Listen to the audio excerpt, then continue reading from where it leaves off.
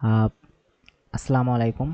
আমি মোহাম্মদ সাদাত হুসাইন। আমি আপনাদের মাঝে নতুন একটি ইউটিউব চ্যানেলের পরিচয় করে দিতে চাচ্ছি, যেটা হচ্ছে এডুকেশন ফর অল। তো এই চ্যানেলটার যাত্রা আজ থেকেই হয়তো শুরু করব।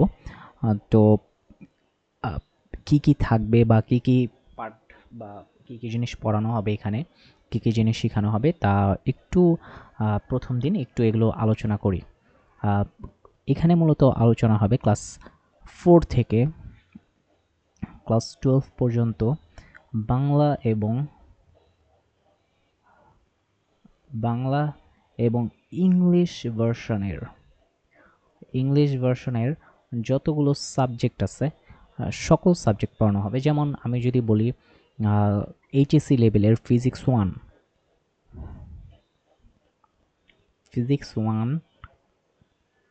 একটা চ্যাপ্টার নিয়ে আমি যদি কথা বলি, যেমন চ্যাপ্টার 1 ভেক্টর ভেক্টর তো এই ভেক্টরের অধ্যায়টা আমরা করব। তো এই ভেক্টর অধ্যায়টা আমরা কীভাবে করব, এটা হচ্ছে আমরা প্রথমত বেসিকটা শেষ করব।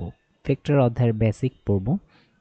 এরপর হচ্ছে আমরা উদাহরণ করব। কোথা থেকে উদাহরণ করব? আমরা জানি যে দুইটা খুব ফেমাস বই আছে আমাদের, আহ, ইসাক স্যার এবং তপন স্যার। তো আমরা ধারাবাহিকভাবে দুইটা বই করার চেষ্টা করব। তপন স্যার, আহ, উদাহরণ, হ্যাঁ। এরপর হচ্ছে আমরা অনুশীলনী করব। তারপর আমরা টেস্ট পেপার সলভ করব। টেস্ট পেপারের মধ্যে আমরা সিকিউ এবং এমসিকিউ পার্ট দুইটাই শেষ করব। তো এভাবে করে এটা তো হচ্ছে আমি একটা চ্যাপ্টারের কথা বললাম, যে ফিজিক্স 1, এটার একটা চ্যাপ্টার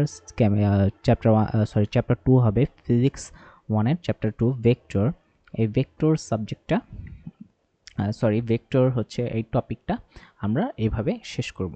তো এরকম করে ফিজিক্স 1-এর প্রতিটা চ্যাপ্টার শেষ করা হবে, এবং শুধু ফিজিক্স 1ই না, physics 2, chemistry 1, chemistry 2, ICT biology 1, biology 2, math 1, math 2 শেষ করব। তাছাড়া আমাদের যে এসএসসির যে ইয়েগুলো আছে, এসএসসির যে সাবজেক্টগুলো আছে, physics, chemistry, math, higher math, biology, এগুলো আমরা শেষ করার চেষ্টা করব ধারাবাহিকভাবে, এবং এই সকল জিনিসই হচ্ছে এই ফরম্যাটেই শেষ করা হবে।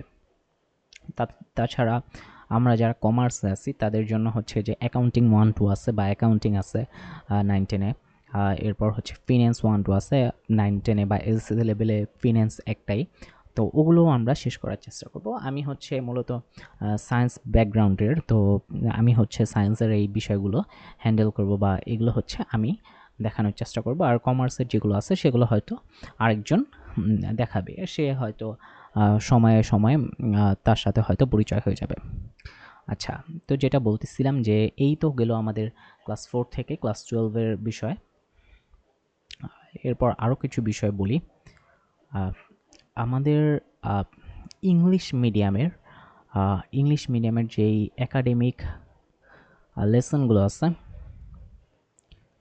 ইংলিশ মিডিয়ামের ইংলিশ মিডিয়ামের একাডেমিক লেসনগুলো আমরা এখানে শেষ করব। হ্যাঁ, এরপর হচ্ছে এসএসসির পরে আমাদের অ্যাডমিশন এক্সাম হয়। কি, একটা হচ্ছে হলি ক্রস, হলি ক্রস মানে কলেজ চান্স পাওয়ার জন্য Holy Cross, Notre Dame,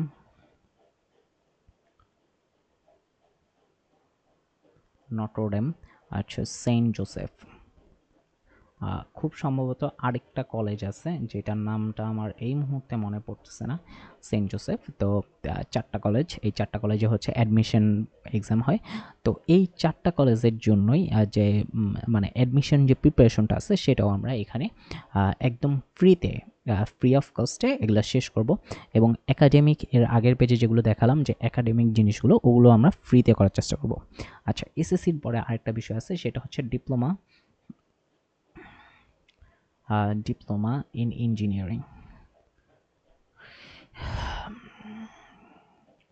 diploma in engineering তো এইটা হচ্ছে 4 বছরের কোর্স থাকে, আমরা জানি 4 বছর পড়াশোনা করা লাগে।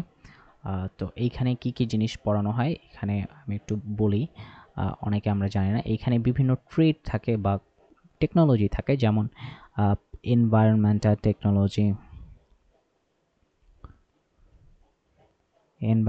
টেকনোলজি থাকে, সিভিল টেকনোলজি আছে, কম্পিউটার টেকনোলজি আছে,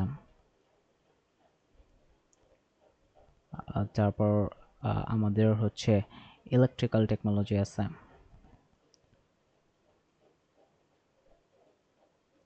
তো এই সকল জিনিসই হচ্ছে বা সরি এই সকল কোর্স থাকে বা ট্রেড থাকে বা টেকনোলজি থাকে, যেগুলো হচ্ছে 4 বছর মেয়াদি হয়, এবং আরও অনেকগুলো টেকনোলজি আছে, সেগুলো আমি নাম বললাম না আপাতত।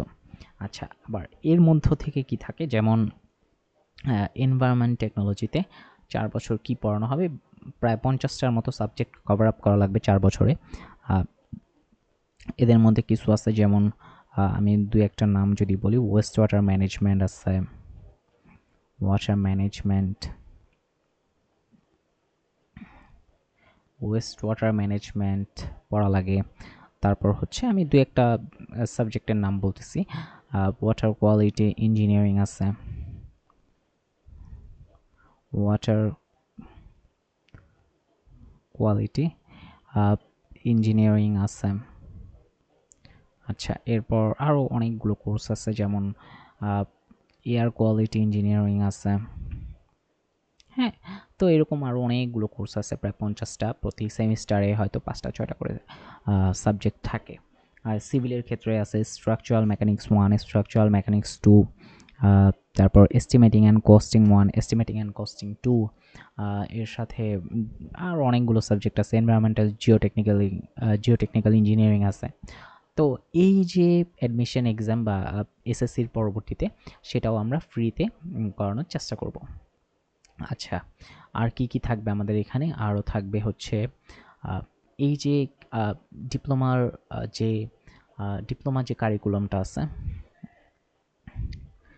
ডিপ্লোমা কারিকুলাম, এই ডিপ্লোমা কারিকুলামের প্রতিটা সাবজেক্ট আমরা সেমিস্টার ওয়াইজ শেষ করার চেষ্টা করব। যেমন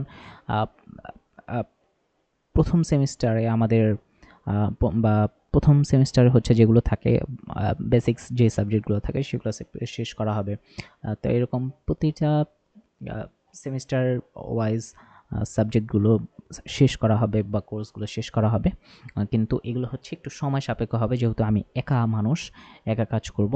আবার হচ্ছে আমাকে ক্লাস 4 থেকে 12 নিয়েও কাজ করা লাগবে।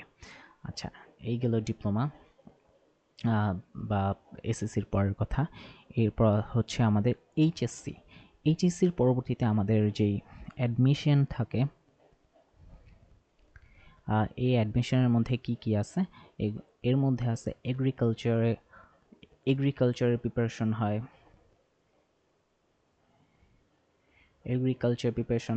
ইঞ্জিনিয়ারিং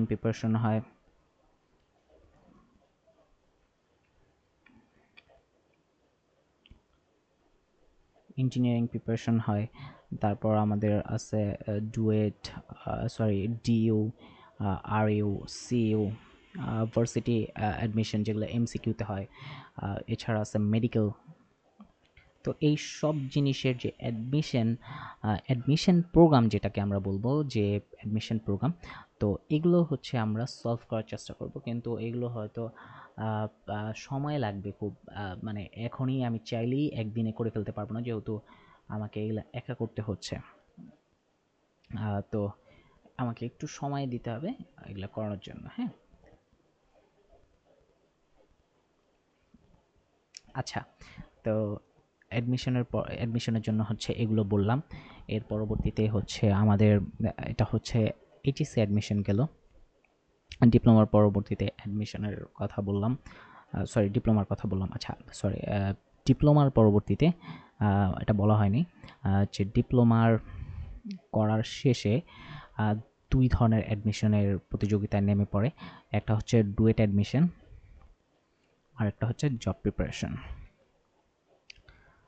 বেসিক্যালি যেই জবগুলো ডিপ্লোমা ইঞ্জিনিয়াররা করে, জব প্রিপারেশন, সেগুলো মূলত হয় 10 grade basic salary, 10 grade basic salary job. তো আমরা হচ্ছে ডুয়েট অ্যাডমিশনের জন্য যেই কোর্স করা লাগে বা যেই প্যাটার্নে পড়াশোনা করা লাগে সবটাই আমরা হচ্ছে ইউটিউবে ফ্রিতে বা একবারে জিরো কস্টে করে দিব প্রতিটা ডিপার্টমেন্টের জন্য। আর জব প্রিপারেশনের জন্য আমরা ব্যবস্থা গ্রহণ করব, যা সময় সাপেক্ষে বা আস্তে আস্তে ধারাবাহিকভাবে পাওয়া যাবে। এরপরে আমরা এই চ্যানেলেই এটা এমন একটা প্ল্যাটফর্ম তৈরি করব। আচ্ছা একটু বলি, এই চ্যানেলেই আমরা বিসিএস ক্যাডার, নন ক্যাডার,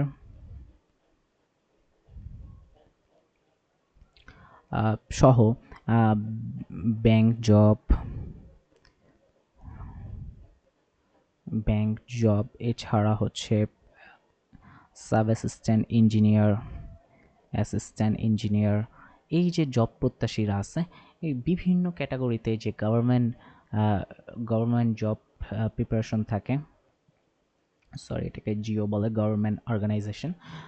তো এই যে জবগুলো আছে, তো জব প্রিপারেশনের জন্য হচ্ছে আমরা পর্যায়ক্রমে ক্লাস নিব। যেহেতু আমি একা মানুষ, আগেও বলছি বা শুরুতেও বলছি, আবার একটু বলতেছি যে আমি যেহেতু ম্যাক্সিমাম ক্লাসগুলো আমি নিব, তো সেক্ষেত্রে আমি হচ্ছে সময় সময় করে প্রতিনিয়ত বা প্রতিদিনই আমি একটু একটু করে ভিডিও আপলোড করার চেষ্টা করব। আচ্ছা, তো এই হচ্ছে কথা। আজকে আর না, এটাই আমার প্রথম ভিডিও।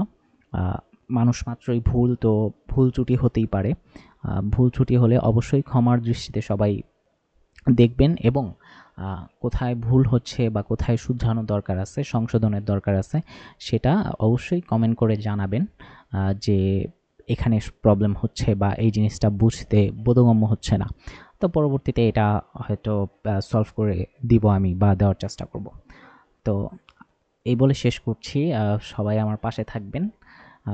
পাশে থাকবেন বলতে আসলে সাপোর্ট করা, মানে সাপোর্ট করবেন আর কি। আসসালামু আলাইকুম, ভালো থাকবেন সবাই।